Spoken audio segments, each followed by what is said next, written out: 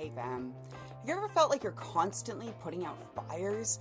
Whether it's at work, with friends, even at home, emails at odd hours, incessant texts, people just expecting you to be on 24/7. Well, if that's you, then you are in the right place. And let me tell you, boundaries are not just a buzzword. They're something that we hear about all the time, but they're actually your lifeline to sanity and self-respect.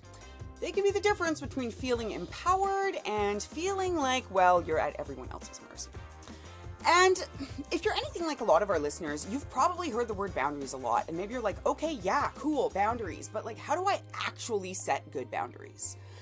And I think that that's really what I want to get into here, because when we say boundaries, we don't necessarily know what that means. So keep listening, because we are about to change the game.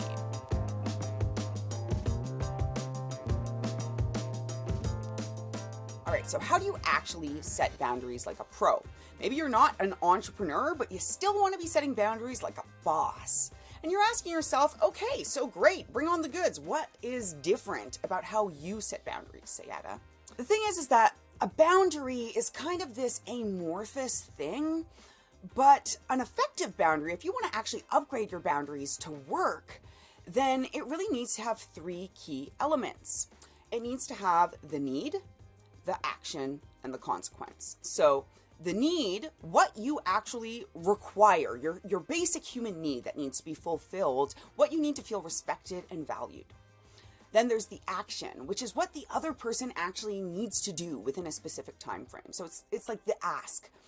This is a critical piece that often gets forgotten. We think, oh, okay, cool, I've expressed the need, but have you actually asked for something specific that is going to meet that need? If you haven't put that specificity into it, it might be really difficult for the other person, even if they genuinely understand the need and want to respect your space, to understand what that actually looks like. And last but not least, this is the piece that often makes people uncomfortable, that I get a lot of pushback on, is the consequence. Maybe a better way to put this is the impact. So this is what actually happens if your needs aren't met. So there's both passive consequences or impacts. That is to say that, if I don't get to sleep at 10 p.m., then I'm going to be really grumpy tomorrow. I am not going to be able to really function. But there's also the active consequence or the active impact, which is saying, okay, so I need this from you. If that doesn't happen, this is what I'm going to do to actually protect that need and to meet that need for myself. Okay, we'll get a little bit deeper into it.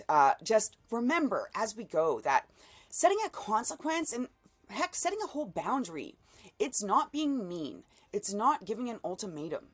It is setting the stage for mutual respect. It's setting up a situation where you guys, respectively, the two people involved, or the 2+ people involved, can actually understand each other and can know and feel confident that we are acting in a way that is going to meet what the other person needs to feel valued and respected. On the other side, we're actually giving people the gift of saying, okay, if I'm setting a boundary, this is what is going to happen if it's not met. They can then make a more educated decision around, okay, this is what it actually means for me. This is what it actually means for you. All right, let's get into some real world scenarios. Let's get really practical about this. For example, if you've been having struggles with a friend being late, an effective boundary to set might be that you're going to wait for 15 minutes and then actually go home. Maybe you don't have the energy to wait and then also follow through with the plans. Maybe I'll succeed, maybe I won't, but at least I have that clarity going in. Another good real life example. If you're getting work emails during family time, then make it clear that you'll respond only during office hours. So let them know, hey, I don't answer emails outside of work hours. That means that after 5 p.m. in my time zone, you're going to have to wait until the next business day to get a response. You can still respond to me, like you can still write to me in that time, just don't expect a response. Or, you can say that if you're going to be expecting an immediate response, then please, I would request that you hold off until we get to that time. Don't message me unless it's business hours. And again, if we're looking at a consequence, that might be, or an impact, that might be as simple as, well, I just won't respond. Doesn't have to be more than that. Or it can be like, look, if you're going to be messaging me, I was just going to say something way more aggressive. I was going to be like, look, dude, if you're harassing me, but no, that's not what we want to say. That's not the point, right? We're not threatening them. I'm going to say, hey, look, if you're going to be texting me multiple times after hours and expecting a response, and it's not something that within the way that you work, that you can hold space for me to not respond outside of business hours, then I'm sorry, but this business relationship isn't going to work. I think we might have different values here. And if you continue to message me after hours and expect a response right away, I'm going to terminate this project, or I'm going to refer you to someone else. That might be a better fit. When you upgrade your boundaries, when you're approaching boundaries with intention and including these 3 elements of boundary, when you're including the need, the ask, and the consequence, then what you're doing is you're actually giving a gift. You're giving a gift to yourself, but you're also giving a gift to the other person.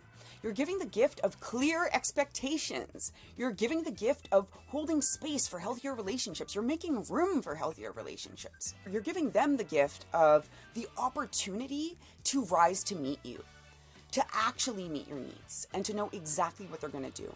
If someone's super busy or really just stressed or overwhelmed with life, you're also giving them the gift of their own agency to be able to make a decision within their agency for their own needs. An example of this might be that if I am sending an email and saying, oh, okay, so I'm going to need a response within 2 business days, and if I don't get a response within 2 business days, I'm going to assume that this next step on what we're working together on is approved and carry forward.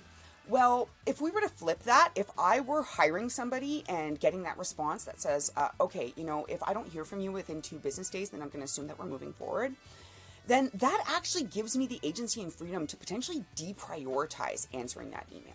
Because I can say, okay, good, 2 business days, it's going to be approved. I already approve it. I'm going to put my limited energy into something else, into responding to this other email.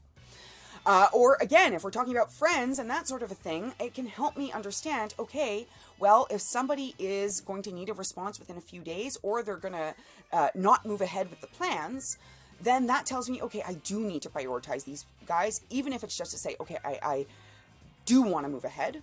And vice versa, right? If it's going to be 2 days and then they're going to book it, then I have the advantage of being like, oh, okay, well, if I really don't want that to happen, I need to let them know right away. So the next time that you're tempted to say yes when you really mean no, just remember that boundaries are actually your best friend. And it's okay if you don't just know what the boundary has to be. I have to go through a process of thinking about it and going through these 3 steps in order to set an effective boundary. That's why my boundaries got so much stronger when I started doing this. All right, that is it for today, fam. If you found this video enlightening, please give it a thumbs up, subscribe for more empowering content to help you actually apply solutions in a way that works for you without taking all of your energy. And until next time, stay fabulous and stay mighty.